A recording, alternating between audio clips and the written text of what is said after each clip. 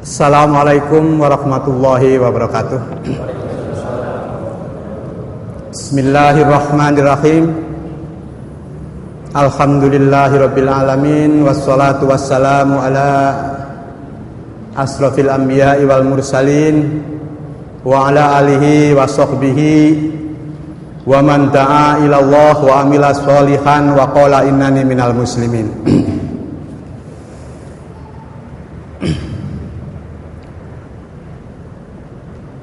Untuk lebih menyingkat waktu, pertama saya ucapkan terima kasih kepada pengurus takmir masjid yang sudi mengundang saya untuk memberikan sesuatu yang berhubungan dengan Ahmadiyah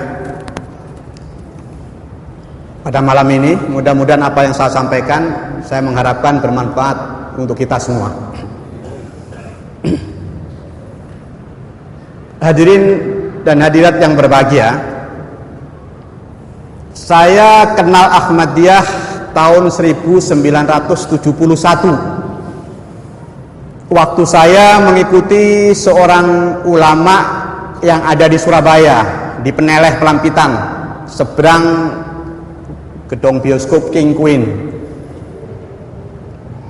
Dan memang sebelumnya itu saya sudah keluar masuk pesantren, ada kira-kira 12 pesantren saya masuki, baik pesantren LDII yang ada di Bulungan Kediri, pesantren NU yang ada di Tebuireng dan Cukir. Kemudian saya pernah juga ikut pendidikan ulama tarjih Muhammadiyah di Yogyakarta yang dikepalai oleh Bapak Kiai Haji Umar Afandi. Akhirnya pada saat saya mengikuti seorang ulama yang bernama Bapak Majid Ilyas, perlu diketahui Pak Majid Ilyas ini setiap harinya itu mengadakan pengajian dari mulai jam 6 sampai jam 7, itu keliling dari masjid ke masjid. Saya selalu mengikuti pengajian-pengajiannya. Ketepatan pada waktu itu hari Minggu, pengajiannya diadakan di belakang Gedung Nasional. Biasanya nggak lewat Bubutan Gang 1 nomor 2, tapi pada saat saya sudah 3 bulan di situ, saya menuju pengajian beliau di belakang Gedung Nasional itu melewati Bubutan Gang 1 nomor 2. Saya tanya sama teman saya, ada terpampang asyhadu an la ilaha illallah wa asyhadu anna muhammadar rasulullah, Jamaat Ahmadiyah, Badan Hukum 13 Maret 1953, Plang Cabang Surabaya. Saya tanya kepada teman saya, ini Plang apa ini, ada Jamaat Ahmadiyah? Teman saya bilang ini Islam sesat. Setelah saya mendengar bahwa Jamaat Ahmadiyah adalah Islam sesat, terdoronglah diri saya untuk sampai di mana letak kesesatannya. Kok ada syahadatnya, ada tulisan Arab Jamaat Ahmadiyah. Akhirnya pada maghrib saya seorang diri datang ke cabang Surabaya, ke Bubutan Gang 1 nomor 2, ketemu dengan pemuda Ahmadiyah yang bernama Basir Ahmad Khan, pemuda Ahmadiyah asal Pakistan tapi kelahiran Indonesia. Setelah bincang, karena dia kurang menguasai bahasa Arab, akhirnya saya minta buku-bukunya aja lah, nanti saya akan pelajari di rumah. Akhirnya pada waktu itu saya dikasih 10 judul buku. Di antara judul buku tadi ada buku Mirza Ghulam Ahmad yang bernama Ajaranku, 2 Perlunya Imam Zaman, itu kedua buku ini dikarang oleh Mirza Ghulam Ahmad. Kemudian ada buku Soal Jawab yang dikarang oleh Bapak Saleh An-Nahdi, yakni Mubalik Ahmadiyah keturunan Arab. Setelah 10 buku ini saya pelajari sampai larut malam. Akhirnya sudah saya pelajari kurang lebih 2 bulan, baru saya menyimpulkan inilah yang saya cari. Nah, tertariknya saya di situ, pertama tersebar ke seluruh pelosok dunia, mengirimkan mubalek ke penjuru dunia, mendirikan masjid-masjid di negara-negara Eropa, dan juga mempunyai khilafat, dan mencetak berbagai terjemah Al-Quran ke dalam berbagai bahasa, dan organisasinya rapi.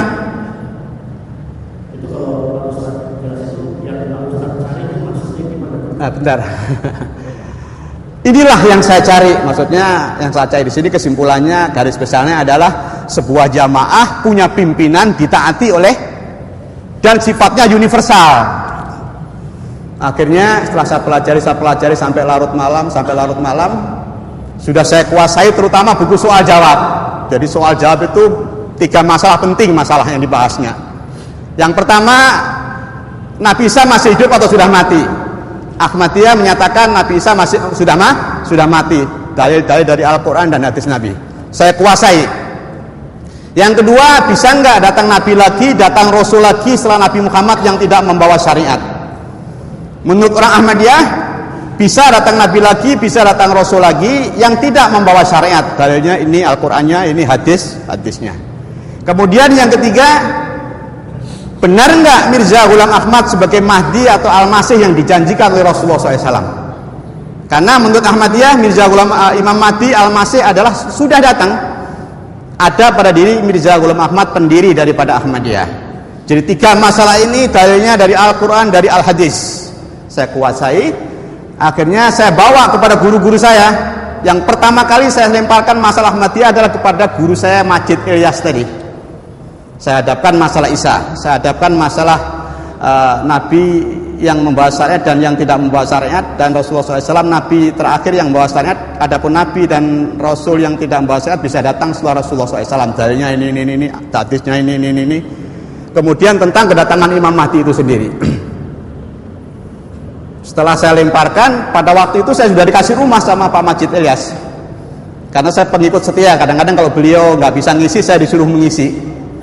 Saya sudah dikasih rumah. Setelah saya melemparkan masalah Ahmadi kepada beliau, jarak 2 hari saya diusir dari rumah yang diberikan kepada saya. Tapi akhirnya saya pindah ke satu tempat. Setelah itu saya pulang kampung. Keluarga saya ini keluarga besar Muhammadiyah di kampung saya, Kemendung, Pari, Kediri itu.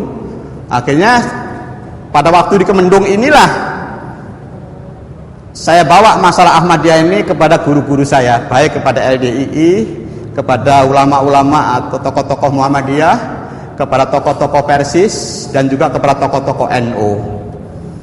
Pada saat saya mondar-mandir, saya kalau mendatangi ulama-ulama itu selalu disertai dengan pemuda IPM, pemuda Muhammadiyah Ranting Kemendung. Saya disertai dengan mereka mendatangi ulama-ulama Muhammadiyah, NU, Persis, LDII. Setelah saya hadapkan masalah Ahmadiyah ini, mereka nggak bisa apa-apa karena mereka nggak mempelajari, sehingga saya gampang aja menjatuhkan mereka. Bukan berarti Ahmadiyah benar, karena mereka tidak tahu medan Ahmadiyah, tidak tahu dalil-dalil yang biasa dipakai oleh Ahmadiyah.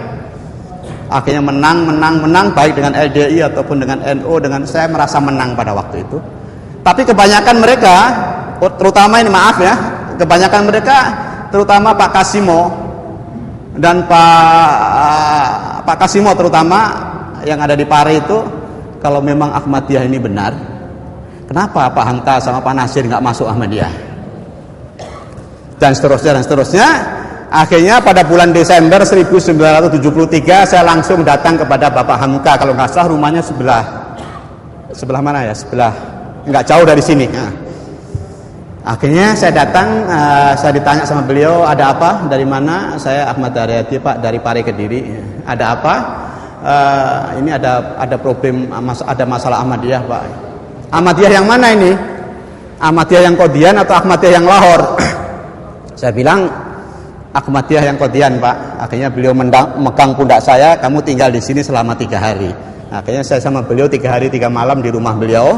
Akhirnya di waktu-waktu istirahat, waktu-waktu senggang, kita mendiskusikan 3 masalah tadi dengan beliau.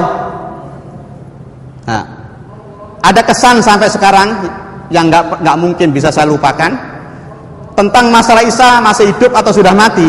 Waktu saya minta ketegasan sama beliau mengatakan Nabi Isa sudah mati. Terus saya balikkan kepada beliau, kalau Isa sudah mati, menurut Al-Quran kan nggak akan mungkin bisa kembali lagi ke dunia. Padahal ada hadis Sahih Bukhari, Sahih Muslim, Isa bin Maryam akan datang di akhir zaman. Ini bagaimana Pak hadis ini? Oh, itu nanti situasi, bukan Isa bin Maryam yang datang, tapi adalah situasi di mana semangat pembaharuan, semangat introspeksi diri, semangat ingin maju itu adalah beliau menafsirkan tentang Isa akan datang itu begitu dan seterusnya. Selama 3 hari akhirnya saya minta rekomendasi dari Bapak Hamka untuk bisa ketemu Bapak Muhammad Natsir. Akhirnya beliau menulis rekomendasi dengan tangan beliau. Akhirnya rekomendasi ini saya bawa kepada Bapak Muhammad Natsir yang ada di Menteng, kalau nggak salah Jalan Cokro Aminoto, kalau nggak salah waktu itu berseberangan dengan pom bensin. Setelah sampai di rumah beliau, saya katakan masalah saya, problem saya. Akhirnya beliau mengambil first debat, kecil bentuknya, itu hasil perdebatan antara Ahasan Bandung dengan Mubalek Ahmadiyah, yakni Abu Bakar Ayub dari Padang sama Rahmat Ali HOT dari Pakistan. Jadi itu ada bukunya, ada first-nya. Yang dibahas juga 3 masalah tadi. Setelah saya baca, saya merasa nggak puas. Akhirnya saya putuskan masuk Ahmadiyah pada bulan Desember akhir di cabang Bandung di Gang Haji Sapari Astana Anyar. Sebelum saya beat, saya disodori syarat-syarat beat masuk ke dalam Ahmadiyah. Ada 10 syarat beat. Di antaranya harus mengikat tali persaudaraan yang begitu erat dengan Mirza Ghulam Ahmad yang mendakwakan sebagai Al-Mahdi. Sudah 10 syarat ini disetujui, baru mengisi formulir beat. Ini bentuknya formulir beat masuk ke dalam Ahmadiyah. Nah, di sini di paling atas ditulis Bismillahirrahmanirrahim. Nahmaduhu wa nusolli ala rasulihil karim wa ala abdihil masihil maut. Jadi bismillah, nahmaduhu wa nusolli ala rasulihil karim wa ala abdihil masihil maut. Jadi sholawatnya juga tertuju kepada Mirza Ghulam Ahmad sebagai Al-Masih yang dijanjikan. Jadi biat ini ditujukan pada waktu itu kepada khalifah yang ketiga. Pada waktu itu pusatnya masih di Robuah, Pakistan. Jadi diisi, kemudian saya tanda tangan yang beat, kemudian yang membeatkan pada waktu itu Mubalek Pak Mian Abdul Hayy HP, Mubalek Ahmadiyah dari Pakistan, kemudian ditandatangani wakil khalifah yang ada di Indonesia, kemudian dikirim kepada khalifahnya yang ada pada waktu itu di Robuah. Jarak 2 bulan ada surat diterima beatnya, salah menjadi anggota Ahmadiyah. Cuma pada waktu upacara beat selesai, sudah berdoa, salaman, baru dipesan dengan 3 hal. Karena kamu sudah masuk ke dalam Ahmadiyah, sudah percaya Mirza Ghulam Ahmad sebagai Mahdi dan Al-Masih, sedangkan orang Islam yang lain belum. Bahkan menurut hadis Nabi, kalau Imam Mahdi sudah datang, mereka kaum muslimin belum beat, mendustakan, maka kafirlah dia. Oleh karena itu, karena Anda sudah mengimani Mirza Ghulam Ahmad sebagai Mahdi, sebagai Al-Masih, Anda nggak boleh makmum di belakang orang yang bukan Ahmadiyah. Pakai hadis macam-macam. Tapi hadis-hadisnya adalah hadis-hadis maudhu semua. Waktu itu saya nggak sadar. Yang kedua, dipesan nggak boleh nikah. Waktu itu saya masih pemuda, nggak boleh nikah dengan orang yang bukan Ahmadiyah. Yang ketiga, harus membayar 1/16 dari penghasilan setiap bulan. Itu candaan namanya. Jadi pesan itu akhirnya ya sudahlah, akhirnya saya nggak mau makmum. Saya sudah melihat orang tua saya yang ada di Kemendung itu sudah seakan-akan kafir aja gitu. Dan seterusnya. Kira-kira 2 minggu sebelum surat diterimanya saya beat dari Robuah, Pakistan, ada pertemuan tahunan Khaddamul Ahmadiyah seluruh Indonesia. Itu ngumpul kalau nggak salah di SD Karantina Jalan Cokro Aminoto, kalau nggak salah pada waktu sebelah kiri kalau nggak salah dari sini. Di situ kumpullah pemuda-pemuda Ahmadiyah seluruh Indonesia, diadakan perlombaan pidato, membaca Al-Quran, azan, dan membaca syair dan lain sebagainya. Maaf ini karena saya ceritakan kenapa saya sampai jadi mubalek, bukan saya pamer ya. Akhirnya saya mengikuti perlombaan pidato. Alhamdulillah saya juara pertama, dapat piagam juara pertama, sudah selesai. Banyak mubalek Ahmadiyah, tokoh-tokoh Ahmadiyah menyarankan karena saya ada bakat, Anda mau nggak dididik menjadi mubalek internasional untuk dikirim ke Robuah, Pakistan. Akhirnya saya setujui. Akhirnya setelah dipersiapkan semuanya, belajar bahasa Urdu, persiapan ini dan itu, akhirnya sudah mau berangkat, ada terjadi huru-hara antara orang-orang Ahmadiyah dengan kaum muslimin di sana. terjadi huru-hara di stasiun kereta api Robuah antara orang-orang Ahmadiyah dan kaum muslimin. Terjadi huru-hara besar pada waktu itu sehingga keberangkatan saya ditunda dan seterusnya. Akhirnya karena nggak jadi ke Robuah Pakistan, akhirnya saya langsung diangkat menjadi mubaligh junior, dikirim ke Medan. Kurang lebih 2 tahun, pindahkan ke Jakarta, kurang lebih 3 tahun lebih sedikit. Di tempat Jakarta inilah saya pernah ditunjuk untuk mengkoreksi tafsir Ahmadiyah dari Arabnya ke Indonesianya, dan alhamdulillah ada pernyataan terima kasih setelah itu saya laksanakan. Dan pada waktu di Jakarta itu juga saya pernah datang ke Qadian India dan ke Robuah Pakistan. Di situ melihat Baitul Du'a, Manaratul Masih, Masjidil Aqsa, Masjid Mubarak yang ada di Qadian, kemudian pusat Ahmadiyah yang ada di Robuah Pakistan, dan seterusnya. Kemudian saya dipindahkan ke Bali. Di Bali 6 bulan saya dipindahkan ke Pulau Lombok. Nah, di Pulau Lombok inilah semangat saya untuk berjuang, memperjuangkan ajaran Ahmadiyah itu ada semangat yang luar biasa. Hidup mati saya untuk Ahmadiyah. Tapi tugas di Lombok pada tahun 1981 awal. Nah, di tempat ini entah tergerak saya ingin berjuang mati hidup untuk Ahmadiyah. Akhirnya begitu datang, saya bikin jadwal ulama-ulama yang ada di Lombok Timur, Lombok Tengah, dan Lombok Barat, termasuk yang ada di Sumbawa, karena wilayah NTB, status saya sebagai mubaligh untuk NTB. Akhirnya setelah tercatat 70 ulama, siap, alamatnya lengkap, baru setiap satu minggu, kadang-kadang 2 kali, kadang-kadang 3 kali, saya naik Vespa disertai oleh pemuda Ahmadiyah, mengunjungi ulama-ulama yang sudah saya jadwalkan tadi. Saya ajak diskusi tentang 3 masalah tadi.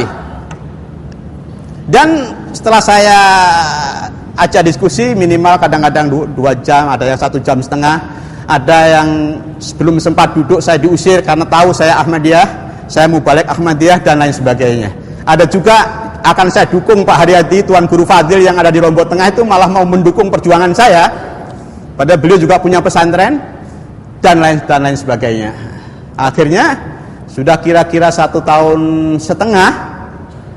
pada waktu itu saya sambil keliling untuk mengunjungi alim ulama, saya membuat brosur Kabar Suka. Judulnya Kabar Suka, Imam Mahdi telah datang, orangnya adalah Mirza Ghulam Ahmad. Atas perintah ilahi beliau mendirikan Jamaat Ahmadiyah. Itu brosur berisi 4 tantangan. 1, saya bersedia memberikan penerangan tentang Imam Mahdi yang sudah datang ini, yakni Mirza Ghulam Ahmad. Yang kedua, bersedia untuk berdialog terutama para alim ulama. Yang ketiga, saya akan bagi mereka yang ragu, yang belum ada kepastian, silakan sembahyang hajat, silakan sembahyang istikharah untuk tanya langsung kepada Allah Subhanahu wa taala, benar enggak Mirza Ghulam Ahmad datang dari Allah atau dia bukan datang dari Allah. Kesediaan saya yang ketiga, saya bersedia untuk membantu doa-doa khusus supaya doa yang bersangkutan akan segera makbul adanya. Yang keempat, kesediaan yang keempat, mengadakan perang doa atau perlombaan doa, yakni masing-masing yang berlainan keyakinan berdoa istihkam kepada Allah Subhanahu wa taala, minta keputusan kepada Allah Subhanahu wa taala. Saya katakan di situ, insya Allah dalam waktu 3 bulan, kalau masing-masing bersedia untuk mengadakan perang doa, insya Allah dalam waktu 3 bulan akan ada tanda dari langit. Saya sebarkan. Akhirnya selama 1,5 tahun, tidak ada satupun dari ulama yang saya datangi tadi yang menyambut tantangan saya yang keempat. Malah ada namanya Tuan Guru Haris kalau nggak salah, itu di Lombok Timur. Bapak berdoa, saya berdoa. Dalam waktu 3 bulan saya yakin akan ada tanda dari langit. Malah dia bilang nanti kalau berdoa akan ada apa nanti. Malah dia seakan-akan menunjukkan keraguan dia. Saya makin bertambah yakin. Nah, setelahnya begitu 1,5 tahun saya keliling 70 ulama lengkap kita datangi, tapi nggak ada satupun dari antara mereka yang masuk Ahmadiyah. Akhirnya batin saya, kenapa ini orang Lombok susah sekali untuk diajak masuk ke dalam Ahmadiyah. Akhirnya sudah hampir putus asa, tapi Islam mengajarkan kita nggak boleh putus asa. Akhirnya saya mau kholwat, istilah sufinya itu saya mau kholwat. saya persiapkan itu tempat berdoa. Saya nggak akan kemana-mana, saya akan hanya berdoa khusus. Tempat untuk berdoa 3 kali 2 meter sudah dipersiapkan. Akhirnya jatuh pada hari raya Idul Fitri. Hari raya kedua, ada seorang pemuda Ahmadiyah datang kepada saya. Pak Haryadi, Pak Haji Irfan ngundang Pak Haryadi. Saya kaget. Haji Irfan nggak termasuk 70 ulama, karena dia termasuk ulama kecil nih. Padahal orang ini, kenapa Haji Irfan kok ngundang saya? Padahal orang ini adalah pernah melempar pemuda Ahmadiyah yang membagikan brosur-brosur Ahmadiyah di pesantren dia. Jadi setelah Haji Irfan tahu ini pemuda Ahmadiyah membagikan brosur-brosur, langsung pemuda Ahmadiyah yang ditangkap dan dilemparkan ke dalam kolam di depan pesantren. Kok dia ngundang saya? Jangan-jangan dia dapat petunjuk mau masuk Ahmadiyah. Batin saya begitu, saya langsung datang. Sudah datang, ternyata dia ngajak diskusi. Akhirnya yang diskusikan ya 3 masalah tadi. Dia memang cukup bisa bahasa Arab karena dia pernah tinggal 6 bulan di Mekah. Akhirnya sudah berjalan 2 jam, sama-sama tegang. Saya tegang, dia pun tegang. Karena sudah tegang, sama-sama tegang, akhirnya saya minta keputusan dari beliau. Sekarang gini aja Pak, keyakinan Bapak kepada Mirza Ghulam Ahmad gimana? Coba tegaskan. Dia bilang Mirza Ghulam Ahmad Imam Mahdi murtad, Imam Mahdi dajjal, Imam Mahdi kafir. Benar Bapak punya keyakinan seperti itu? Dia bilang saya yakin dengan sempurna. Mirza dajjal, Mirza kafir, Mirza murtad. Tolong tegaskan dengan pernyataan sumpah Bapak dengan nama Allah. Oh, saya nggak perlu bersumpah Pak Haryadi, karena saya sudah yakin dengan bulat Mirza Ghulam Ahmad adalah Imam Mahdi murtad, kafir dan dajjal. Mestinya kalau Bapak benar-benar punya keyakinan mutlak Mirza murtad, Mirza kafir, Mirza dajjal, justru dikuatkan dengan pernyataan sumpah. Dia tetap tidak mau. Kalau saya Bapak, saya apa yang saya katakan sesuai dengan hati saya. Apa yang keluar di mulut, apa yang keluar dari hati. Saya punya keyakinan Mirza Ghulam Ahmad adalah Imam Mahdi yang benar-benar datang dari Allah Subhanahu wa taala. Kalau seandainya keyakinan saya ini salah, saya bersedia Pak Haji Irfan diadab oleh Allah dengan jalan yang mengerikan sehingga orang ramai dapat tahu. Demi Allah. Karena saya benar-benar punya keyakinan.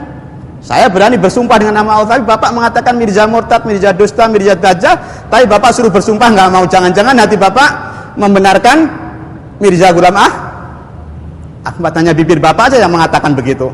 Akhirnya dia didesak sama murid-muridnya.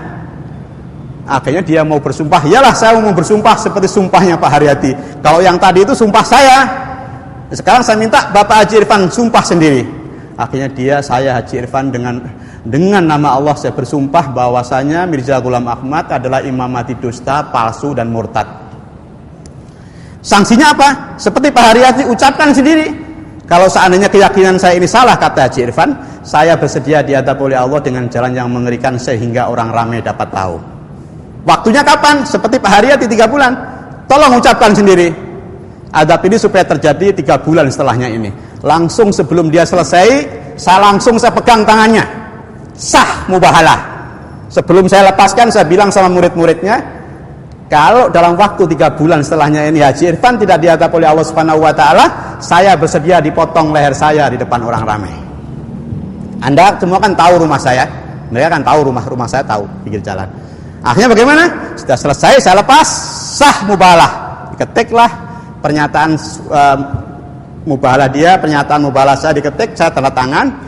Saya tanda tangan 2. Pernyataan potong leher kalau seandainya Haji Irfan tidak diadab oleh Allah dengan jalan yang mengerikan sehingga orang ramai dapat tahu. Jadi saya tanda tangan 2, Haji Irfan tanda tangan 1. Ada tanda tangannya di sini. Dan begitu kita fotokopi, kita sebarluaskan baik di Lombok Timur, Lombok Tengah dan Lombok Barat. Sudahnya sah mubahalah, saya langsung kirim surat kepada Khalifah Ahmadiyah. Ini khalifahnya. Jadi waktu itu sudah di London ini. Oh, waktu itu belum di London. Belum di London, masih di Robuah, Pakistan. Tahun 83.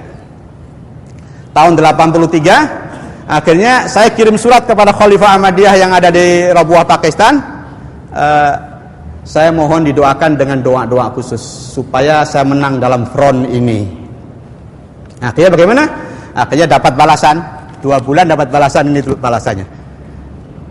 Nah, pada waktu itu saya minta supaya didoakan dengan doa-doa khusus dan mohon ditunjukkan amalan-amalan atau wirid-wirid apa yang dengan perantaraan mengamalkannya saya menang dalam front ini.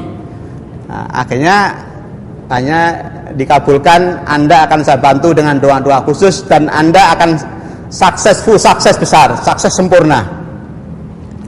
Akhirnya setelah begitu jadi front ini, akhirnya ya saya tiap jam 2 bangun sampai subuh, jam 2 bangun sampai subuh, dan seterusnya. Anehnya pada waktu itu saya mendoa kehadapan Allah Subhanahu wa taala itu benar-benar khusyuk bener. Saya bisa menangis, keluar air mata, bercucuran air mata saya di sajadah saya waktu sujud. Seakan-akan pada waktu saya mendoa itu seakan-akan saya mencium telapak kaki Allah. Si perasaan saya pada waktu itu begitu, sehingga benar-benar bercucuran itu air mata itu sampai subuh terus begitu. Kalau siang saya puasa dan seterusnya. Akhirnya bagaimana? Akhirnya masyarakat sudah ribut. Kalau saya keluar, mereka karena itu sudah tersebar luas. Kalau saya keluar naik Vespa itu, mereka mengatakan dari Muhammadiyah, dari Nahdlatul Wathon itu mengatakan potong leher, film pengorbanan. Karena mereka membaca itu brosur atau yang naskah mubahalah antara saya dengan Haji Irfan. Tapi anehnya pada waktu itu saya tenang, saya ketawa santai. Kok rasa takut, kok rasa minder tidak ada. Karena pada waktu itu saya merasa benar. Rasulullah SAW dulu juga dicaci maki, dihina, diboikot dan lain sebagainya. Itu sudah bunga-bunga perjuangan batin saya begitu. Akhirnya bagaimana? Akhirnya karena masyarakat sudah ribut-ribut, akhirnya saya dipanggil oleh Polres Lombok Timur. Dari panggil oleh Polres Lombok Timur, akhirnya dia menyodorkan, ini Pak Haryadi, tanda tangan Pak Haryadi ini. Ini menurut pernyataan Pak Haryadi, kalau Pak Haji Irfan dalam waktu 3 bulan tidak diadab oleh Allah, pernyataan Pak Haryadi, tanda tangan Pak Haryadi bersedia untuk dipotong leher di depan orang ramai. Ini waktu tinggal 2 minggu lagi Pak Haryadi. Gimana kalau seandainya Haji Irfan selamat, tidak diadab oleh Allah Subhanahu wa taala? Saya yakin Pak, dalam minggu-minggu ini Haji Irfan akan diadab oleh Allah Subhanahu wa taala. Kalau seandainya tidak, itu tidak mungkin, saya jawab. Insya Allah dalam minggu-minggu ini Haji Irfan akan diadab oleh Allah Subhanahu wa taala. Maaf Pak Haryadi, kalau seandainya tidak mungkin, coba jawab Pak Haryadi. Kalau seandainya tidak mungkin ini, kalau seandainya Haji Irfan selamat, gimana Pak Haryadi? Kalau toh itu umpamanya Haji Irfan selamat, tapi itu tidak mungkin, saya bersedia dipotong leher saya di depan orang ramai sesuai dengan perjanjian saya, karena ada hadis Nabi, la imana liman la ahdalah. Tidak ada iman bagi orang yang tidak menepati janji. Saya akan serahkan leher saya, tapi saya yakin Haji Irfan dalam minggu-minggu ini akan diadab oleh Allah Subhanahu wa taala. Akhirnya bagaimana? Kira-kira kurang 1 minggu lagi mau habis. Haji Irfan sering mondar-mandir. 5 menit lagi. Ini 5 menit lagi ini. Haji Irfan mondar-mandir lewat di depan rumah saya yang seakan-akan dia menyatakan, nih Pak Haryadi saya sehat, padahal waktu itu belum habis waktu 3 bulan. Akhirnya bagaimana? Akhirnya saya galakan kepada Ahmadiyah Lombok, anggota-anggota saya galakan untuk iuran untuk memotong domba. Akhirnya kalau nggak salah pada waktu terkumpul 13 domba. Nah, akhirnya kita potong dengan niat supaya Haji Irfan Subhanahu wa ta'ala. Aneh nggak? Nah, tapi pada waktu itu karena saya belum terbuka, nggak aneh. Pada waktu itu keyakinan. Akhirnya bagaimana? Akhirnya sudah dipotong. Waktu 3 bulan habis. Sudah waktu 3 bulan habis. Pemuda Ahmadiyah yang dekat rumahnya dengan Haji Irfan datang kepada saya. Pak Haryadi, tadi Haji Irfan masih santai-santai dengan murid-muridnya di halaman pesantren. Batin saya, apa salah saya? Saya sudah berdoa, siangnya saya sudah puasa, malamnya tahajud sampai subuh. Saya benar-benar kalau keluar saja melihat wanita cantik sudah nggak berani, takut nanti doa saya nggak makbul dan lain sebagainya. Jadi benar-benar saya hati-hati dalam masa-masa front itu. Kok ternyata Haji Irfan tidak apa-apa? Tidak apa-apa. Langsung instruksi dari Pusat Ahmadiyah Indonesia supaya Ahmadiyah segera pindah. Saya mulai nggak taat pada waktu itu. Saya tidak mau pindah. Kalau saya pindah, saya pengecut. Saya nggak tanggung jawab. Saya nggak konsisten. Akhirnya saya tunggu Haji Irfan nggak datang. Kemudian supaya saya segera pindah, akhirnya Mubalek Ahmadiyah yang untuk menggantikan saya datangkan ke Lombok supaya saya segera pindah. Saya tetap tidak mau pindah. Kira-kira sudah 2 minggu lebih sedikit Haji Irfan datang dengan massa. Sudah sampai di rumah, saya terima, silakan Pak Haji Irfan. Nah, setelah duduk, beliau bilang, Pak Haryadi, pertama saya silaturahmi, yang kedua saya mau nagih janji, ini tanda tangan Pak Haryadi. Nah, selama 3 bulan, saya alhamdulillah tidak ada suatu apapun yang menimpa saya. Akhirnya bagaimana pada waktu itu? Saya waktu itu membahas ayat Wailulikulli humazatil lumazah. Dengan panjang lebar, Haji Irfan, stop Pak Haryadi, saya kesini bukan ingin mendengarkan ceramah Pak Haryadi, saya kesini mau nagih janji motong leher Pak Haryadi. Akhirnya bagaimana pada waktu itu? Pada waktu itu saya masih punya satu pegangan. Pada waktu saya masih satu pegangan, yaitu ucapan Mirza Ghulam Ahmad dalam bukunya Bahtera Nuh yang berbunyi, rohku, kata Mirza Ghulam Ahmad, akan memberikan pertolongan kepada pengikut-pengikutku yang setia di saat-saat yang gawat. Akhirnya setelah Haji Irfan mendesak, nagih janji, silakan potong sekarang juga, tapi yang motong adalah bapak sendiri. Mana pisau bapak? Beliau enggak ambil pisau, saya langsung ke dapur, saya ambil pisau, silakan potong saya sekarang juga. Nah, akhirnya bagaimana? Akhirnya Haji Irfan tengok kanan tengok kiri, karena pada waktu setelah saya dipanggil oleh polisi, Haji Irfan pun dipanggil dan bilang polisi sama Haji Irfan, kalau sewaktu-waktu Pak Haryadi hilang atau terpotong lehernya, Pak Haryadi saya tahan. Nampaknya waktu pisau saya serahkan itu, dia tengok kanan tengok kiri, mungkin dia ingat dengan ancaman polisi, kalau saya nanti motong leher Pak Haryadi, saya akan ditahan atau masuk penjara. Saya mati aja nggak takut, bapak di penjara takut. Karena masa sudah mendesak supaya Haji Irfan mau segera motong leher saya, sudah ratusan masa, karena rumah saya di pinggir jalan.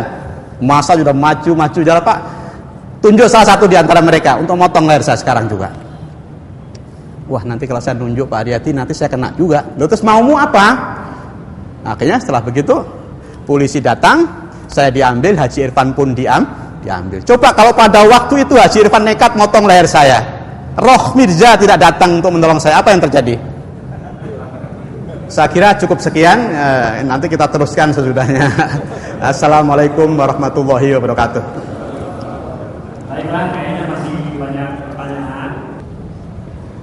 Untuk meneruskan yang tadi, dari mulai kekalahan saya dengan mubalah tadi, akhirnya keyakinan saya yang dulunya 100% kepada Mirza Ghulam Ahmad sebagai mahdi yang benar-benar datang dari Allah, mulai menyusut 90%, 80%, terus menyusut. Akhirnya sudah sampai ke tingkat 50% ke bawah keyakinan saya kepada kebenaran Mirza Ghulam Ahmad. Akhirnya saya sudah nggak ada gairah lagi untuk menjadi mubaligh. Akhirnya setelah peristiwa itu saya dipanggil oleh Pusat Ahmadiyah yang waktu itu masih di Jalan Balikpapan, belum di kampus Mubarak. Akhirnya saya dari sidang diputuskan, diistirahatkan sampai ada keputusan dari Khalifah Ahmadiyah. Saya nunggu di rumah kira-kira 2 bulan. Akhirnya saya ditugaskan di Madiun. Saya sudah nggak, saya cuma tidur, tugas mubaligh saya main-mainkan. Karena saya sudah nggak yakin, sudah nggak nikmat lagi berjuang, karena saya waktu itu sudah goncang.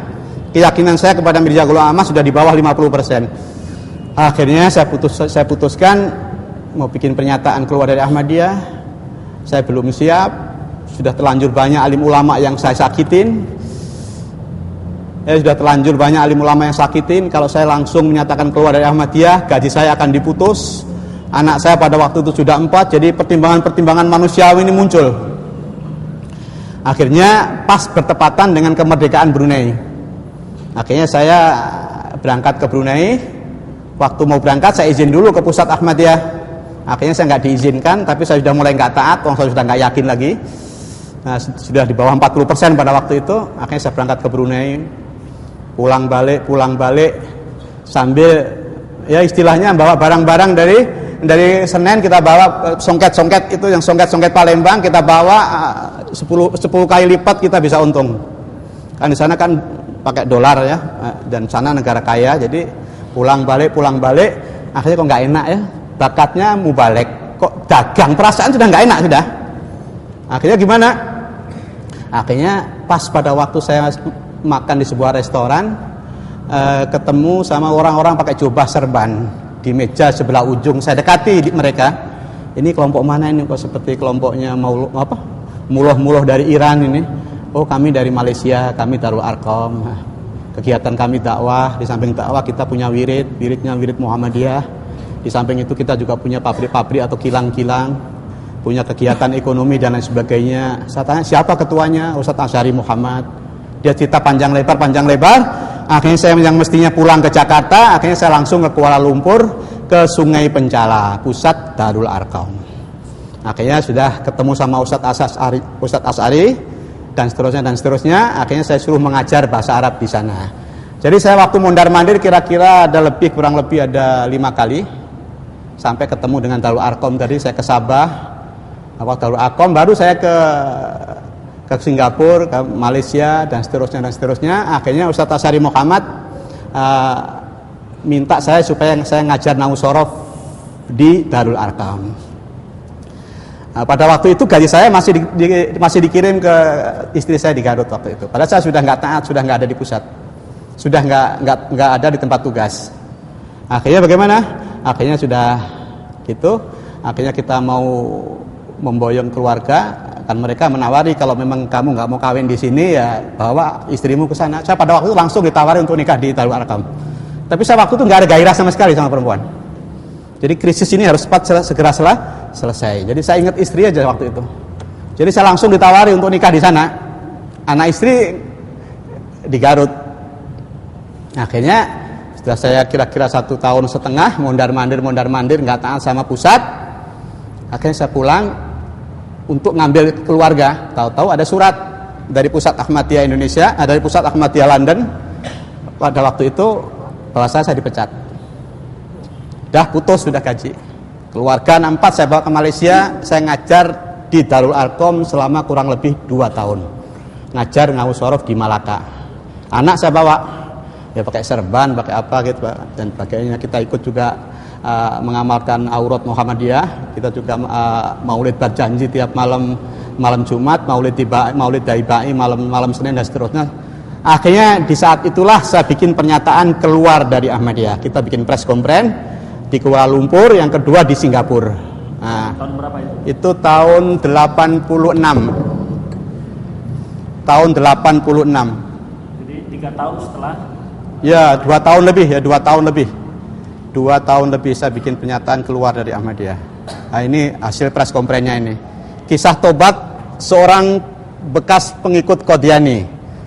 Jadi Yadim bersedia membantu Ahmad Riyadi untuk menghapus Qadiani dan sebagainya. Ini 16 tanggal 6 April 1986. Saya resmi keluar dari Ahmadiyah. Jadi 3 April 1986. Jadi saya resmi keluar dari Ahmadiyah. Sudah saya keluar dari Ahmadiyah, saya bukukan, saya tulis tangan, kemudian saya berhubungan dengan Persatuan Islam Singapura, bukan Persis yang di sini ya, Persatuan Islam Singapura, dengan Ustadz Toha Suhaimi, itu cucu daripada Muhammad bin Abdullah As-Suhaimi yang punya wirid Muhammadiyah yang diamalkan oleh Darul Arkom. Jadi itu cucunya. Nah, setelah ketemu beliau, akhirnya disepakati buku mau diterbitkan. Akhirnya diterbitkanlah oleh Persatuan Islam Singapura dengan judul Mengapa Saya Keluar dari Ahmadiyah Setelah 10 Tahun Jadi Mubaliknya. Di dalam buku itu di bagian akhir, untuk mencari ketegasan lagi, saya tantang Khalifah Ahmadiyah, ayo mubahalah sama saya. Kenapa saya berani menantang dia? Karena saya sudah senjata mubahalah ini sudah pernah saya pakai di Lombok, tapi ternyata nggak mempan. Taubannya seperti pistol kapus. Saya lemparkan kepada dia, tembakkan kepada saya. Akhirnya terjadilah mubahalah resmi antara saya dengan Khalifah Ahmadiyah. Ini naskah mubahalahnya. Ini tantangannya lewat surat atau ketemu langsung? Lewat surat, tapi yang mondar-mandir dari Pusat Ahmadiyah Indonesia. Ini naskah mubahalahnya. Jadi di situ saya berjanji, anak Ahmad Daryadi mubalik al-Ahmadiyah al-Qadianiyah as-Sabiq. Saya Ahmad Daryadi mubalik Ahmadiyah, mantan mubalik Ahmadiyah selama 10 tahun. Dengan risalah mubahalah ini saya bersumpah dengan nama Allah bahwa Mirza Ghulam Ahmad yang mengaku nabi dan rasul adalah pendusta. Dan apa-apa yang dikatakan oleh dia sebagai wahyu, di sini barangnya, adalah dusta belaka. Itu hanyalah khayalan dan lamunan dia saja. Kalau seandainya keyakinan saya ini salah, saya bersedia mendapat laknat dari Allah Subhanahu wa taala. Nah, kemudian Khalifah Ahmadiyah, ana Tahir Ahmad. Saya adalah Tahir Ahmad. Ini orangnya. Khalifatul Masih Ar-Rabi. Khalifah Ahmadiyah yang keempat. Zaimul Ahmadiyah fil alam, pimpinan Ahmadiyah dunia. Melalui risalah Mubalah ini saya bersumpah dengan nama Allah bahwa Mirza Ghulam Ahmad yang mendakwakan Nabi dan Rasul itu benar adanya. Dan apa-apa yang dikatakan wahyu yang berasal dari Allah benar adanya. Oleh karena itu, kata Khalifah Ahmadiyah, saya bersumpah dengan nama Allah, kalau Ahmad Daryati dalam jangka waktu kurang dari 1 tahun tidak diazab oleh Allah dengan jalan yang hina, saya beserta seluruh pengikut saya yang ada di dunia akan keluar daripada Ahmadiyah. Dan akhirnya saya akan menggabung kepada Islam yang benar. Resmi disetujui. Ini surat dari Londonnya, diterjemahkan ke dalam bahasa Indonesia, kemudian dikomentari oleh Pusat Ahmadiyah Indonesia yang ditandatangani oleh Wakil Khalifah dan Pengurus Besar Ahmadiyah. Resmi Mubahalah. Mereka minta supaya Mubahalah disiarkan melalui surat kabar. Ya kita turutin. Akhirnya peristiwa Mubahalah itu dimuat dalam harian terbit dengan judul "Jika Perang Doa dengan Ahmad Daryati tak berhasil, pimpinan tertinggi Jamaah Ahmadiyah dan 15 juta pengikutnya siap bubarkan diri." Akhirnya bagaimana? Setelah 1 tahun ternyata saya nggak apa-apa. Padahal perjanjiannya Khalifah beserta pengikutnya kalau saya selamat akan keluar dari Ahmadiyah dan membubarkan diri dan akhirnya bergabung kepada Islam yang benar. Akhirnya bagaimana? Setelah saya selamat, saya langsung tulis, 2 hari setelah itu saya langsung tulis surat nagih janji kepada Khalifah Ahmadiyah dan juga kepada cabang-cabang Ahmadiyah di seluruh Indonesia. Jadi pada waktu resmi Mubahalah, saya langsung kirim surat ke 100 cabang Ahmadiyah yang ada di Indonesia. Resmi Mubahalah. Perjanjiannya ini, jadi mengikuti mereka. Tapi setelah saya tagih janji, mereka ingkar janji. Tapi di pusat Ahmadiyah Indonesia waktu itu sudah pindah ke Parung. Tahun berapa itu Ustaz? Tahun 89. Kan 16 Oktober resmi Mubahalah, berakhirnya 16 Oktober 89. Jadi sudah menjelang tahun 1990. Jadi waktu itu sudah pindah pusat dari Jalan Balikpapan ke Parung. Nah, di sana itu yang menerjemahkan surat-surat Khalifah meninggal dunia sebelum habis waktu 1 tahun. Dan ternyata Ahmad Daryati setelah 1 tahun selamat, sehat. Akhirnya bagaimana? Di pusat Ahmadiyah itu sendiri pro kontra. Bahkan sebagian mengatakan kalau gitu Ahmad Daryati menang, Khalifah kita kalah. Buktinya Ahmad Daryati masih sehat gitu. Akhirnya ada di antara tokoh-tokohnya yang kirim surat kepada Khalifahnya yang ada di London. Akhirnya bagaimana? Setelah Khalifah tahu bahwasanya ada di antara tokoh-tokoh Ahmadiyah yang mengatakan Ahmad Daryati menang, Khalifahnya kalah, akhirnya Khalifahnya langsung mencak-mencak.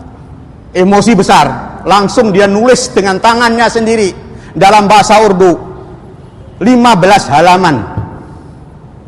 Dikirimkan ke pusat Ahmadiyah Indonesia. Isinya apa? Maaf, saya minum dulu. Bismillah. Ini bukan kualat. Ini biasa. Akhirnya bagaimana?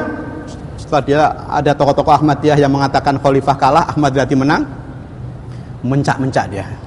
Akhirnya dia langsung bikin tulisan, nulis 15 halaman dengan tulisan tangan sendiri, bayangin. Dikirimkan ke pusat Ahmadiyah Indonesia supaya segera diterjemahkan secepatnya, cetak. Isinya begini. Kalau saya dibilang saya di sini maksudnya Khalifah Ahmadiyah ya. Ini asalnya 15 halaman diterjemahkan menjadi 9 halaman dalam bahasa Indonesia. Saya mengirimkan surat yang terdiri dari 15 halaman, aslinya bahasa Urdu, kepada Tuan, maksudnya wakil khalifah yang ada di Indonesia, berkenaan dengan Mubahalah Ahmad Daryati. Tanpa ditangguhkan lagi, segera terjemahkan surat ini ke dalam bahasa Indonesia melalui mubalek-mubalek kita yang menguasai bahasa Urdu. Siapkan secepatnya dalam beberapa hari. Cetak, lalu secepatnya disampaikan kepada setiap orang Ahmadi Indonesia. Bagi orang Ahmadi yang tidak pandai baca, maka harus diperdengarkan di telinga mereka. Tugas ini harus segera dilaksanakan tanpa ditangguhkan sedikit pun. Dan jika hal ini telah dilaksanakan, maka segera kirim laporan kepada Khalifah. Isinya apa? Khalifah Ahmadiyah sesudahnya kalah, Pada data-data resmi dari dia ada, dari Pusat Ahmadiyah Indonesia ada, mubahalah resmi. Setelah kalah, dia ingkar janji, pura-pura mengutuk Ahmadiyah Indonesia. Sampai-sampai di sini dikatakan, siapa saja orang Ahmadiyah yang mengatakan Ahmad Riyadi menang, khalifah kalah, berapapun istighfar dipanjatkan tidak akan diampuni oleh Allah Subhanahu wa taala. Kepengurusan Anda, wahai pengurus Ahmadiyah Indonesia, tidak pecus dari tingkat atas sampai tingkat bawah.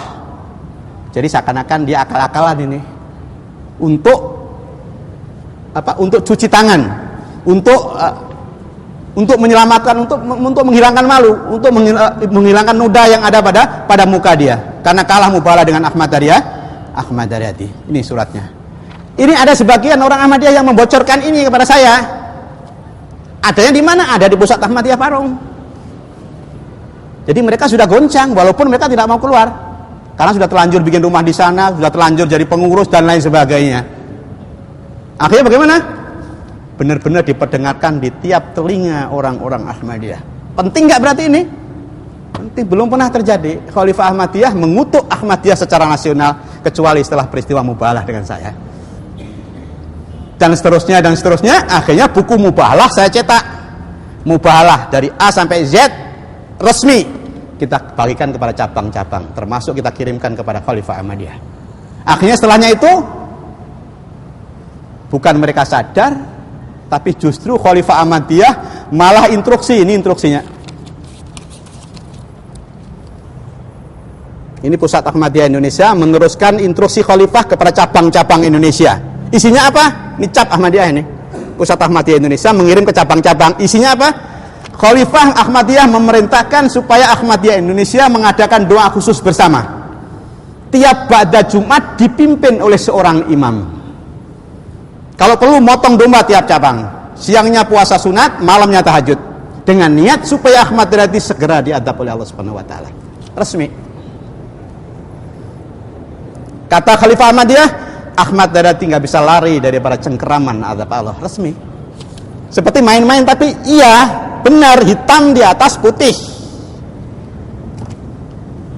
Dilaksanakan nggak kira-kira oleh orang Ahmadiyah? Dilaksanakan nggak kira-kira oleh orang Ahmadiyah?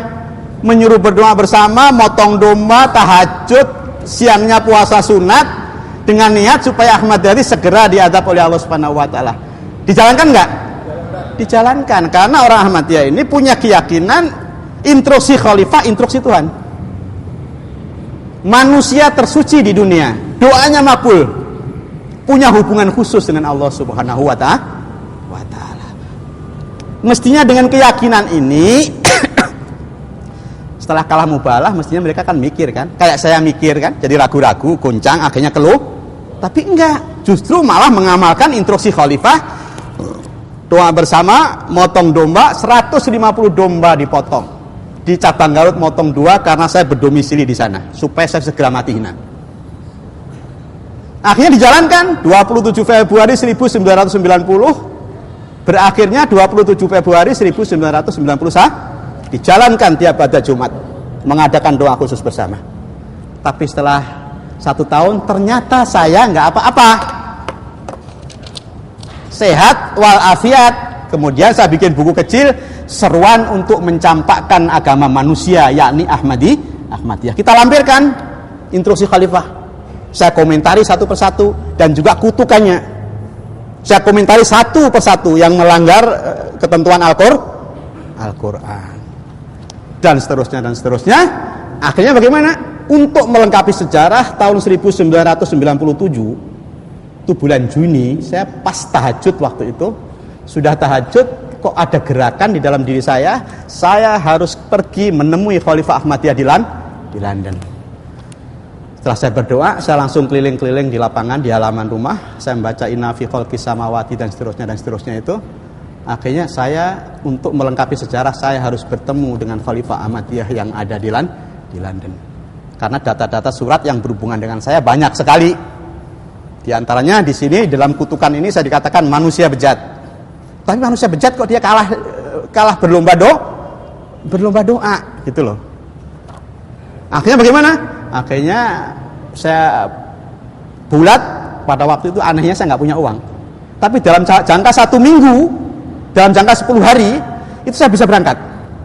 Saya langsung ke Singapura. Sampai Singapura saya beritahukan kepada yang menerbitkan buku saya ada rencana mau ketemu khalifah untuk melengkapi sejarah.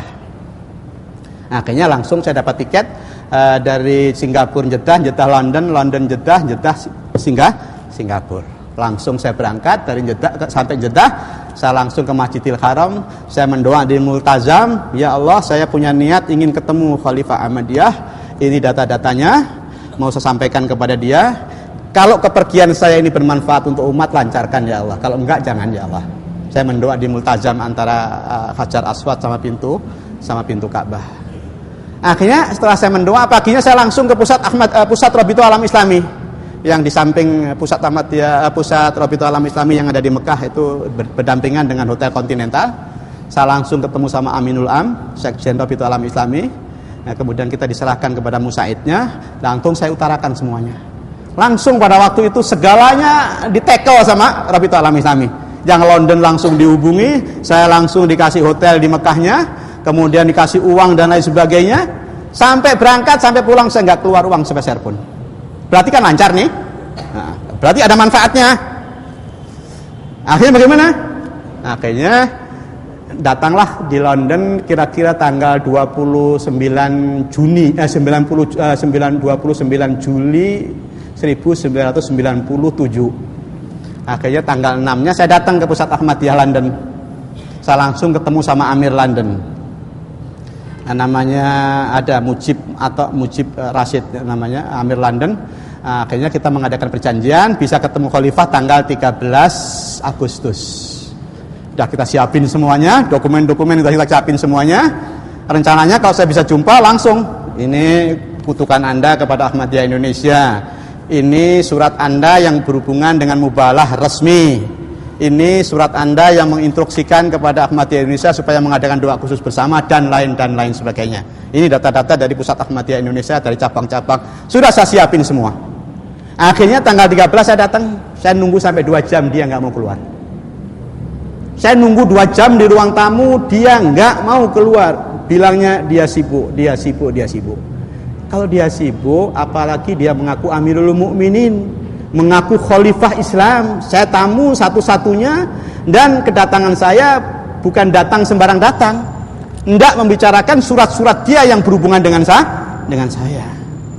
Kalau memang dia Khalifah Islam, kenapa dia nggak mau keluar? Tolong dong 5 menit, 10 menit. Yang penting beliau mau keluar.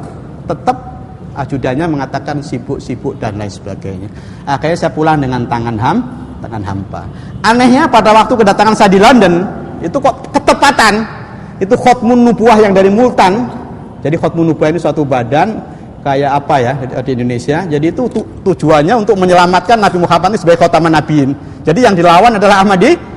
Kok pas ketepatan ada acara keliling Inggris dari masjid ke masjid ceramah menghantam Ahmadiyah, sehingga pada waktu itu saya bisa ikut mereka. Sampai saya menyatakan di Masjid Jami Birmingham itu ada kira-kira 15.000 kaum muslimin dan orang Ahmadiyah datang. Pada waktu itu saya katakan, saya tanggal 13 datang tapi khalifah Anda tidak mau menerima saya, dan seterusnya. Akhirnya bagaimana? Akhirnya waktu itu 17 Agustus saya sudah rindu sama keluarga. Saya nggak akan pulang sebelum ketemu sama Khalifah Ahmadiyah. Akhirnya bagaimana? Akhirnya kita pikir. Udahlah kalau gitu saya akan ikut sembahyang Isya di sana. Akhirnya saya diantar oleh seorang sopir. Menjelang sholat Isya, adzan berkomandang. Saya langsung ke security-nya, bagian satpam yang jaga pintu masuk. Khalifah ada. Nah, akhirnya saya masuk. Saya duduk di bagian belakang Masjid Al-Fadl London yang ada Muslim Television Ahmadiyah, pusatnya di sana. Saya duduk di bagian belakang. Ternyata di barisan soft depan ada seorang mubalik Ahmadiyah Indonesia yang sedang bertugas di sana. Dia kenal saya. Dia melihat ke belakang, itu ada Ahmad Daryadi di belakang. Langsung dia bisik-bisik sama jamaah yang di sebelahnya. Akhirnya semuanya melihat saya ke belakang semua. Maksud saya, begitu selesai sholat Isya, dia khalifah jadi imam. Begitu dia berdiri, langsung saya cegat. Assalamualaikum, ini Ahmad Daryadi. Ini surat-surat Anda yang berhubungan dengan saya. Mari kita bicarakan. Rencana saya demikian. Nampaknya Khalifah Ahmadiyah sudah mendapat berita kalau ada Ahmad Daryadi di dalam. Akhirnya setengah jam itu nunggu. Jamaah, akhirnya salah seorang berdiri menjadi imam. Khalifah tidak mau keluar. Akhirnya gimana? Sudah selesai sembahyang Isya, akhirnya saya langsung mendekati Mubalik Ahmadiyah yang dari Indonesia yang sedang tugas di London tadi. Saya nggak mau pulang sebelum ketemu sama Khalifah Anda. Dia mau lari aja ini, si namanya Komarudin, asli dari Lombok. Masih ada sekarang, masih ada, dia sedang di Indonesia, ada di Indonesia sebagai saksi. Dia mau lari aja, saya mau sibuk. Saya ini kan orang Indonesia, Anda orang Indonesia. Saya ini jauh-jauh mau ketemu Khalifah Anda, ini surat-suratnya yang mau saya bicarakan. Akhirnya bagaimana? Akhirnya ada gerombol-gerombol di sebelah sana, saya dekati, ternyata dia ini ada Mubalik Ahmadiyah yang pernah tugas di Eropa, yang pernah tugas di Afrika, namanya Ghulam Khadim. Akhirnya saya katakan begini, bisa bahasa Arab ya. Akhirnya saya katakan saya ingin ketemu sama Khalifah Anda. Saya langsung dihormati sama dia karena dia belum tahu masalah. Saya langsung dihormati sama dia, langsung diajak ke ruang tamu. Yang saudara Komarudin ikut-ikut menghormati saya sampai ke ruang tamu, nunggu Khalifah Ahmadiyah. Selama menunggu saya buka semua itu dokumen-dokumen di hadapan Ghulam Khadim Mubalik Ahmadiyah yang pernah tugas di Afrika. Akhirnya gimana? Saya nunggu 2 jam, Khalifah tidak keluar. Sudah 2 jam setengah dibilang Khalifah sedang keliling Eropa. Tuh. Tadi kan saya masuk, security Mas Satpam bilang ada. Kalau memang nggak ada, kenapa nggak dari tadi Anda bilang nggak ada? Saya sudah nunggu 2 jam setengah. Akhirnya sudah saya merasa ditipu, merasa sudah dia nggak berani ketemu saya.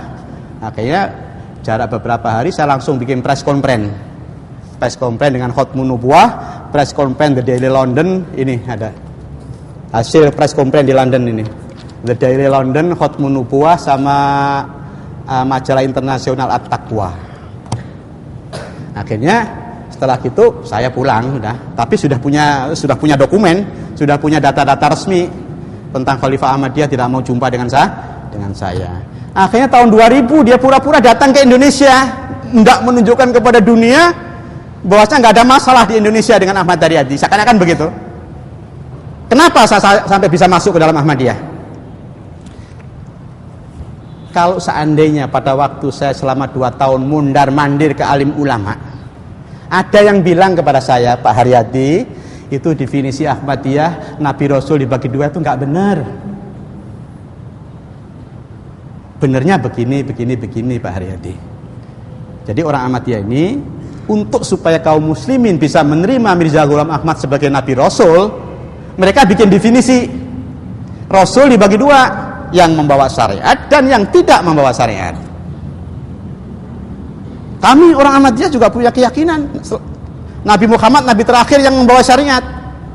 Setelah Nabi Muhammad gak ada Nabi lagi, Rasul lagi yang membawa agama baru, yang membawa syariat baru. Adapun Nabi Rasul yang tidak membawa syariat bisa datang setelah Rasulullah SAW seperti Mirza Ghulam Ahmad. Definisi Rasul dibagi 2 ini dia pakai ayat. A'udzubillahi minasyaitonirrajim. Inna anzalnat taurata fiha hudan wa nurun yahkumu biha an-nabiyuna. Kami telah menurunkan Taurat, di dalam Taurat ada hudan dan ada nur. Yahkumu biha, menghukum dengan Taurat siapa? An-nabiyuna, jamak taksir. Jamak mudzakkar salim. Jadi nabi-nabi Bani Israel menurut ayat ini kalau menghukumi umatnya pakai Taurat. Berarti Rasul ada 2 macam, gitu loh. Sehingga mereka nabi-nabi rasul-rasul setelah Musa sampai kepada Isa tak ada satupun yang membawa syariat. Padahal dia nabi rasul. Kalau menghukumi umatnya pakai syariat, tahu ini ayatnya. Padahal yang sebenarnya memang ayat ini tidak salah. Yahkumu biha an-nabiyuna. Disebutkan surat dan ayatnya. Lupa saya, kalau saya ngapal kalimatnya bisa, tapi kalau ngapal suratnya harus pakai kamus ya. Surat sama nomor. Nanti bisa sesudahnya itu kita sebutkan. Jadi memang benar nabi-nabi Bani Israel setelah Nabi Musa sampai kepada Nabi Isa itu di dalam hal-hal yang prinsip menghukum pakai syariat, tahu? Bukan berarti nabi-nabi Bani Israel tidak membawa syariat. Nabi Isa sendiri yang sering digembor-gemborkan oleh Ahmadiyah tidak membawa syariat. Nabi Isa juga membawa syariat. Syariat yang berhubungan dengan situasi dan kondisi pada waktu itu. Rasul-rasul diberi syariat sesuai dengan situasi dan kondisi, tapi syariat yang prinsip tetap berinduk kepada Taurat. Jadi di sini Padahal Quran mengatakan a'udzubillahi minasyaitonirrajim wa liuhilla lakum ba'dalladzi hurrima alaikum, itu ucapan Nabi Isa. Berarti Nabi Isa membawa syariat. Nabi Daud, Nabi Sulaiman jelas membawa syariat. Nabi Harun sendiri yang sezaman dengan Musa itu membawa syariat. Hal-hal yang berhubungan dengan upacara peribadatan, ritual-ritual, Nabi Harun mendapatkan syariat dari Allah Subhanahu wa taala. Ini cara-caranya. Sehingga beliau dikenal dengan Imam Harun, karena dalam hal ritual-ritual Nabi Harun sebagai diserahkan kepada Nabi Harun. Jadi kalau seandainya pada waktu saya mondar-mandir sebelum masuk Ahmadiyah ada ulama, nggak benar Pak Haryati, jelaskan seperti tadi. Kemudian dibuktikan lagi, nih ternyata Mirza Ghulam Ahmad membawa syariat. Nggak boleh makmum di belakang orang yang bukan Ahmadiyah atau bukan syariat. Mengatakan di dalam bukunya Ahmadiyah, umpamanya ini ulama yang saya datangi, dia karena sudah tahu situasi Medan Ahmadiyah, ini Mirza Ghulam Ahmad mengatakan wa wajaba alaina syukruhum bil qalbi wal lisan. Wajib atas kita orang-orang Ahmadiyah bersyukur kepada kolonial Inggris baik dengan hati dan lisan. Wajib bersyukur, berterima kasih kepada kolonial Inggris. Apa ini bukan syariat? Syariat. Di dalam tazkirah umpamanya, sehingga saya melakukan mubalah di Lombok itu kan karena syariat. Karena dalam kitab suci ini dikatakan ini muhinun man arada ihanataka. Sungguhnya saya, kata Tuhannya Mirza. Jadi ini kumpulan wahyu Mirza. Berarti kalau ada engkau berarti Mirza. Ini muhinun man arada ihanataka. Sesungguhnya saya akan menghinakan kepada orang yang menghinakan kepada engkau, hei Mirza. Wahyu ini oleh Mirza Ghulam Ahmad di dalam bukunya Anjan Atom halaman 65-66. Siapa saja yang berani melawan Ahmadiyah, berani bermubalah perang doa dengan Ahmadiyah, enggak sampai 1 tahun mesti mati hina. Apa ini bukan syariat? Kalau seandainya ada ulama yang mengatakan, yang menasihati saya seperti itu umpamanya, saya enggak masuk Ahmadiyah. Ditambah lagi umpamanya dia si ulama ini mempelajari tazkirah umpamanya. Ini Pak Haryati, ucapan-ucapan Mirza Ghulam Ahmad ini ada katanya, anta imamun mubarakun laknatullah ala ladzi kafar. Hei Mirza, kata Tuhannya Mirza, engkau adalah imam yang diberkati, laknat Allah akan jatuh kepada orang yang kufur kepada Mirza. Apalagi ini imamnya adalah imam zaman. Jadi menurut orang Ahmadiyah, Mirza Ghulam Ahmad adalah imam yang diberkati. Yang enggak beat sama Mirza Ghulam Ahmad, kafirlah dia. Membawakan hadis malam ya'rif imama zamani faqad mata mitatan jariyah. Soal beat, matinya mati jariyah seperti dalam hadis Muslim, mamata walaisa fi unuki bayatun faqad mata mitatan jariyah. Mamata bi ghairi imamin faqad mata mitatan jariyah. Menetapkan mati jahiliyah, pada itu sebenarnya hadis-hadis yang tidak bisa dipertanggungjawabkan. Nah, kemudian lagi Pak Haryati, di sini Mirza Ghulam Ahmad mengatakan, kata tuannya Mirza, anta minni,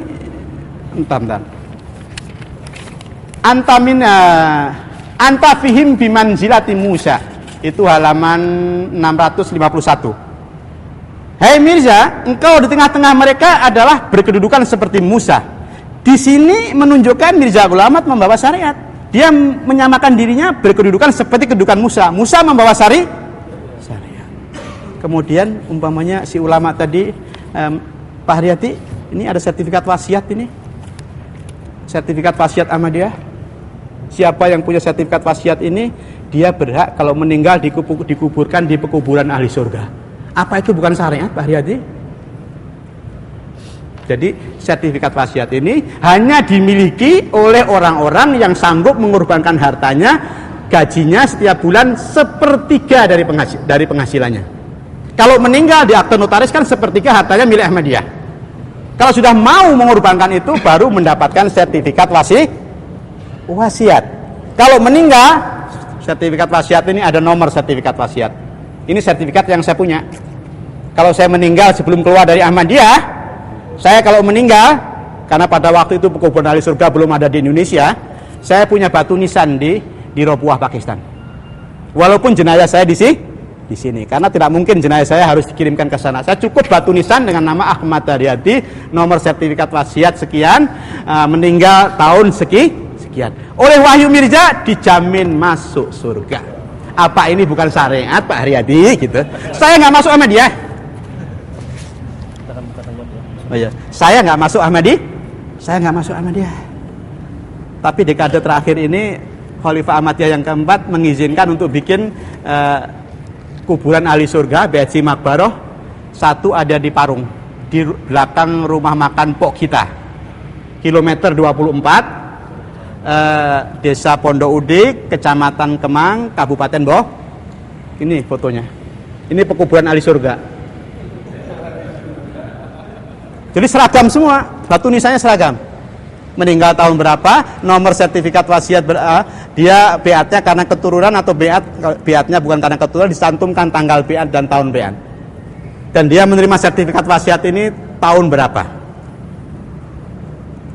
Di Indonesia yang saya tahu sudah ada 2 pekuburan ahli surga. Yang pertama di Parung, yang kedua di Manis Selor Kuningan. Kalau seandainya ada ulama yang menasihati saya seperti itu, nggak masuk Ahmadiyah saya. Apalagi ada yang mengatakan begini umumnya, itu benar, khalifah ada. Setelah Mijagul Ahmad meninggal 1908 kan ada khalifah yang pertama, kedua, ketiga, keempat yang mubalah dengan saya meninggal tahun 2003, sekarang khalifah yang kelima. Kan punya khalifah. Iya, itu khalifah nggak punya gigi itu. Kalau menurut Al-Quran, syarat sahnya khalifah kalau seandainya ada yang menasihati saya. Menurut Al-Quran surat Nur ayat 55, syarat sahnya khalifah dalam Islam ada 3. A'udzubillahi minasyaitonirrajim. Wa'adallahu alladziina amanu minkum wa 'amilus sholihat la yastakhlifannahum fil ardi kama stakhlafal ladziina min qablihim. 1. Berkuasa di bumi. Berkuasa di bumi syarat sahnya khalifah. Yang kedua, la yastakhlifannahum fil ardi kama stakhlafal ladziina min qablihim wa la yumakkinanna lahum dinahumul ladzir tadallahum. Agama akan menjadi kokoh, disegani, dihormati agama Islam. Karena nilai-nilai Islami dipraktekkan dalam kehidupan sehari-hari. Jadi benar-benar agama dihormati, disegani walaupun oleh agama lain. Syarat sahnya khalifah yang kedua. Syarat sahnya khalifah yang ketiga, Pak Haryadi, wala yubaddilannahum min ba'di khaufihim amna. Jadi kalau ada krisis di luar negeri atau krisis antara umat dengan umat, antara bangsa dengan bangsa, khilafat dalam Islam bisa menyelesaikan, bisa mendamaikan. Kalau ada yang bangkang, faqatilul lati tabghi. Yang bangkang perangi. Nah, untuk mempraktekkan ini kalau nggak punya senjata gimana? Sekarang kita tidak mendamaikan kelompok-kelompok baik di Irak, di Afghanistan, di Pakistan, di akhir-akhir ini di mana? Di Yaman, kemudian di Somalia. Khilafat yang benar bisa mendamaikan mereka, bisa mengatasi mereka. Yang bangkang sikat. Itu syarat sahnya khalifah, Pak Haryadi. Kalau seandainya ada yang bilang begitu, saya nggak masuk Ahmadiyah. Ini hati saya mengatakan demikian. Jadi kesalahan siapa? Kesalahan alim ulama, nggak tahu medan. Bukan berarti mereka bodoh, bukan, karena mereka nggak mempelajari. Sebenarnya kalau mempelajari gampang aja menghantam Ahmadiyah. Saya kira cukup sekian. Assalamualaikum warahmatullahi wabarakatuh.